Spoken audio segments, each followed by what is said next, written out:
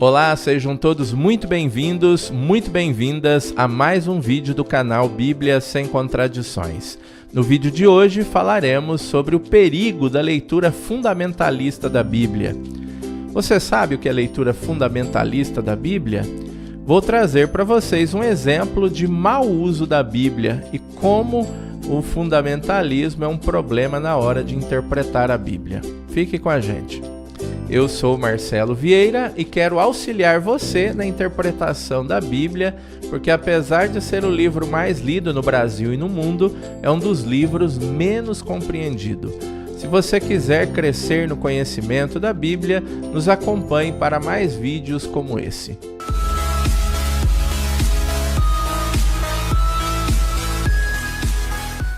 Vamos começar aqui falando sobre o que é a leitura fundamentalista da Bíblia. E para começar falando, eu vou colocar na tela para vocês um texto de um documento da Igreja Católica chamado Interpretação da Bíblia na Igreja. Na Igreja Católica existe uma orientação para essa leitura. Os católicos não têm liberdade para interpretar o texto ao seu bel prazer. Por isso eu vou utilizar aqui esse texto que fala sobre o perigo da leitura fundamentalista. Vamos lá então, nos acompanhe na tela. A leitura fundamentalista parte do princípio de que a Bíblia, sendo palavra de Deus, inspirada e isenta de erro, deve ser lida e interpretada literalmente em todos os seus detalhes. Mas por interpretação literal, ela entende uma interpretação primária, literalista, isto é, excluindo todo esforço de compreensão da Bíblia que leve em conta seu crescimento histórico e seu desenvolvimento. Ela se opõe, assim, à utilização do método histórico-crítico, como de qualquer outro método científico para a interpretação da Escritura. Bom, como vimos no texto aí, fica claro que a leitura fundamentalista exclui todo esforço de interpretação, como diz o texto aqui. Deixa de levar em conta a questão histórica, o contexto, deixa de levar em conta o pretexto, desconsidera as particularidades do texto e aceita o texto bíblico em todos os seus detalhes, sem fazer qualquer tipo de questionamento. Tal como ele está redigido, ele deve ser compreendido. E nesse mesmo documento, a Igreja diz que a interpretação fundamentalista é perigosa. Acompanhe na tela com a gente aí o outro texto. A abordagem fundamentalista é perigosa, pois ela é atraente para as pessoas que procuram respostas bíblicas para seus problemas da vida.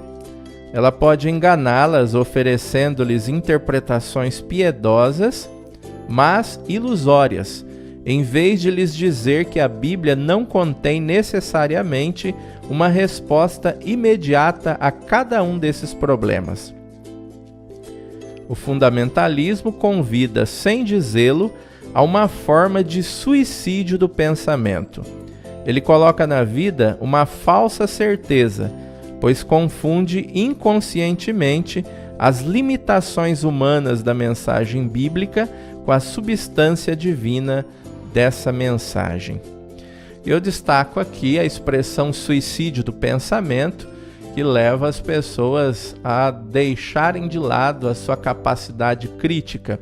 Então percebemos aqui que a Igreja não motiva que a gente abandone a nossa capacidade crítica. Ela precisa ser utilizada. Ela precisa agir na hora de interpretar a Bíblia, porque tem muitas particularidades, especificidades do momento histórico, do contexto. E sem essa apuração, sem essa compreensão, nós corremos sérios riscos de confundir a mensagem divina com os problemas próprios do tempo e do momento em que o texto foi escrito. Já falamos em outras oportunidades que é necessário levar em consideração a época em que o texto foi escrito, quando esse texto foi escrito, como esse texto foi escrito, quais foram os recursos utilizados para que esse texto fosse escrito. Não podemos sair por aí pegando a Bíblia e usando-a ao nosso bel prazer, pois dependendo de como utilizarmos a Bíblia, nós podemos justificar muita coisa. Para ilustrar essa questão do perigo da leitura fundamentalista da Bíblia, eu trago para vocês aqui uma carta escrita por um ouvinte em resposta a uma locutora de rádio nos Estados Unidos chamada Laura. Laura dá respostas às perguntas dos ouvintes que lhe perguntam a respeito da Bíblia, sobre textos bíblicos, sobre passagens bíblicas e sobre temas afins. E perguntada sobre a homossexualidade, ela resolve dar uma resposta da Bíblia, a partir da Bíblia, de um texto de Levítico. Então vamos acompanhar aí na tela a resposta, a carta-resposta do ouvinte a essa locutora de rádio nos Estados Unidos.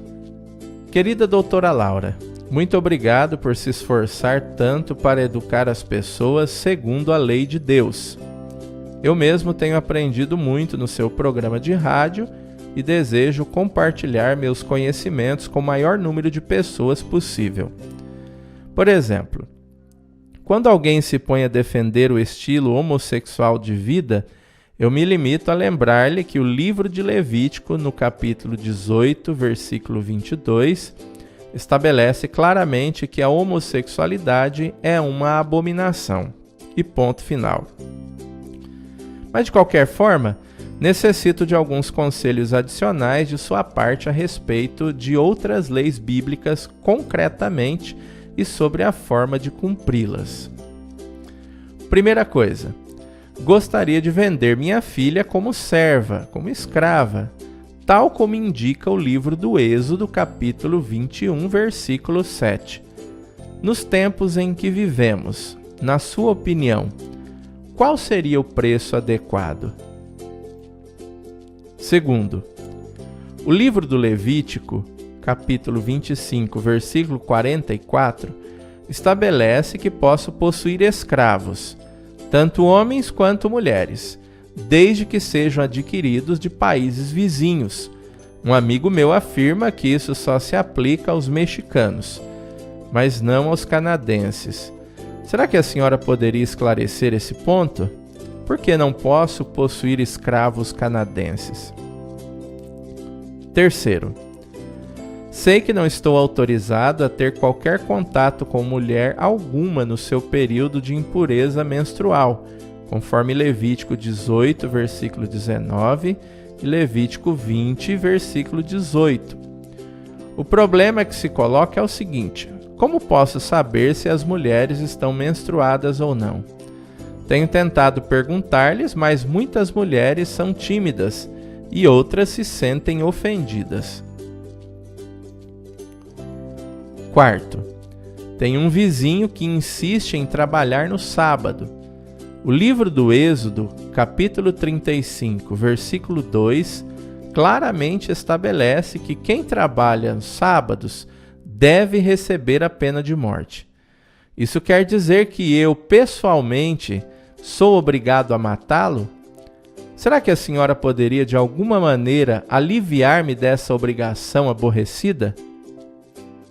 Quinto, no livro do Levítico, capítulo 21, versículos 18 a 21, está estabelecido que uma pessoa não pode se aproximar do altar de Deus se tiver algum defeito na vista.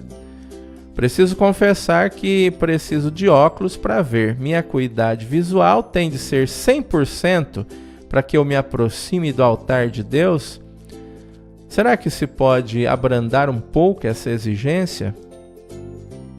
Sexto, a maioria dos meus amigos homens tem o cabelo bem cortado, muito embora isto esteja claramente proibido em Levítico 19, versículo 27. Como é que eles devem morrer? Sétimo, eu sei, graças a Levítico 19, versículos 6 a 8, que quem tocar a pele de um porco morto fica impuro.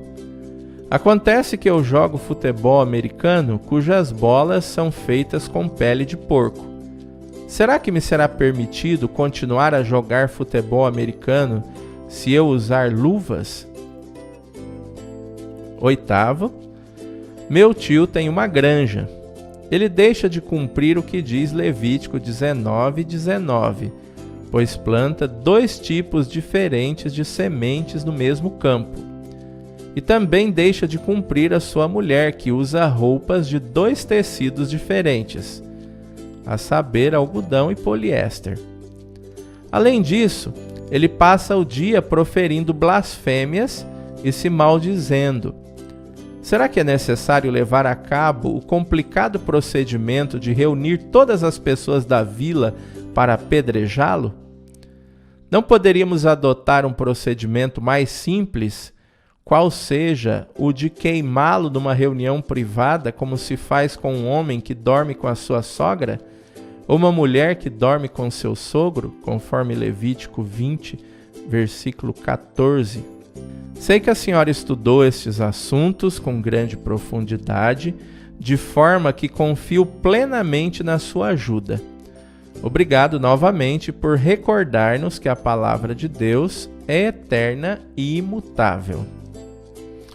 Muito bem, perceberam aí o teor da carta, né? Um tom de ironia em resposta à locutora de rádio, aí a Laura, que certamente ficou sem resposta diante dessa carta, que foi muito bem escrita e que trouxe elementos importantes para a gente aprender a utilizar a Bíblia. Porque nós não podemos tomar a Bíblia versículo por versículo, ao pé da letra, como está escrito, tirando do seu contexto, tirando do seu pretexto, sem interpretar o texto, as particularidades do texto, porque senão nós podemos justificar, como nós vimos aqui no texto, pena de morte, podemos justificar escravidão, racismo e problemas de todo tipo. Se nós olharmos, por exemplo, em alguns outros textos da Bíblia, já se justificou, por exemplo, o domínio da natureza e a exploração da natureza a partir dos primeiros textos do Gênesis, dos primeiros capítulos, onde se utiliza lá o capítulo 1 para dizer que o homem recebeu a incumbência de dominar a natureza e por isso ele pode fazer o que quiser dela, porque ele recebeu essa autoridade da Bíblia. Mas como apresentou aqui esse autor da carta, nós podemos justificar muitas outras coisas. A guerra, por exemplo, se nós pegarmos o livro de Josué, a guerra fica justificada como algo que é muito, muito louvável e que pode trazer tranquilidade aos povos. Então, gente, olha como é importantíssimo a gente contextualizar o texto. Não se trata aqui de dizer se a homossexualidade é pecado ou não. Não se trata de pegar a Bíblia para condenar as pessoas ou para libertá-las, para livrá-las. É preciso saber como fazer isso. Não dá para fazer uma interpretação assim ao bel prazer, do jeito que se quer, tirando de um contexto e colocando no outro. Até porque a Bíblia não tinha intenção de falar desses temas como nós falamos hoje. Não existia essa forma de compreender as coisas que nós compreendemos. Não dá, por exemplo, para pegar a Bíblia para responder perguntas que nós temos hoje a respeito das redes sociais, a respeito dos carros, a respeito do telefone, a respeito do mundo em que nós vivemos, porque a Bíblia não previu esse tipo de coisa, porque o mundo onde ela nasceu não tinha essas coisas. Então a Bíblia não tem a intenção de responder a todas as questões e questões atuais. Ela até responde algumas coisas, mas não dá para utilizá-la como um livro de receitas, porque ela não prevê todas as coisas, porque ela foi escrita numa outra época, embora traga e seja a palavra de Deus mesmo nos dias de hoje. Mas é preciso considerar aquilo que é próprio do tempo e aquilo que é mensagem de Deus. Aquilo que é mensagem divina e aquilo que é próprio do tempo, os erros históricos, os erros geográficos, os erros que fazem parte daquilo que é específico da humanidade. Então, o que eu queria deixar para vocês no vídeo de hoje é isso. Não dá para pegar a Bíblia assim, sem contextualizá-la, para condenar as pessoas, para destruir as pessoas e para dizer se elas estão certas ou se elas estão erradas a partir de uma rasa interpretação, a partir de uma pincelada no assunto, a partir de um texto e condena. Então, se você quiser conhecer sobre um tema na Bíblia, precisa estudar bastante. Precisa estudar, por exemplo, todas as passagens da Bíblia que falam sobre esse assunto, sobre o contexto em que nasceu cada um dos textos que falam sobre o assunto. Não é algo tão simples assim quanto parece, e nós podemos cometer um pecado grave, que é esse pecado e esse perigo aqui do fundamentalismo, que pode justificar maldades, pode justificar racismo, misoginia, pode justificar todo tipo de violência e outras coisas mais. Então não use a Bíblia ao bel prazer para dizer aquilo que você quer. Ouça o que o texto bíblico tem a dizer. E ouvir aquilo que o texto bíblico tem a dizer significa ouvir aquilo que o texto quis dizer à época, aquilo que o texto queria falar para aquele público para quem ele foi dirigido. Aí depois sim a gente vai tentar trazer esse texto do passado para os nossos dias, pois a Bíblia traz uma mensagem atual, mas para que a gente consiga extrair essa mensagem atual é preciso fazer isso, respeitar o texto. Seria como fazer uma pessoa falar aquilo que a gente quer. E a Bíblia também, muitas vezes, acontece isso. Muitas vezes a gente faz a Bíblia falar aquilo que a gente quer, aquilo que a gente acredita, aquilo que é uma ideologia nossa. Então, cuidado, respeite a Bíblia, respeite o texto bíblico. Se você não consegue interpretar, se você não tem condições de dizer como uma coisa, um assunto é interpretado e é visto na Bíblia, não faça. Procure quem possa fazer isso para não passar vergonha, por exemplo, como essa locutora de rádio diante dessa carta muito bem escrita pelo ouvinte. Então a Bíblia, ela traz todas essas particularidades, mas elas precisam ser respeitadas para que a gente consiga interpretá-las. Antes de terminar o vídeo, deixe o seu like, faça lá o seu comentário, compartilhe o vídeo. Se você não é inscrito ainda, se inscreva para dar uma força aí no nosso canal, para que a gente continue fazendo mais vídeos e continue motivado aí para trazer mais informações sobre a Bíblia, que é um livro tão antigo e tão novo.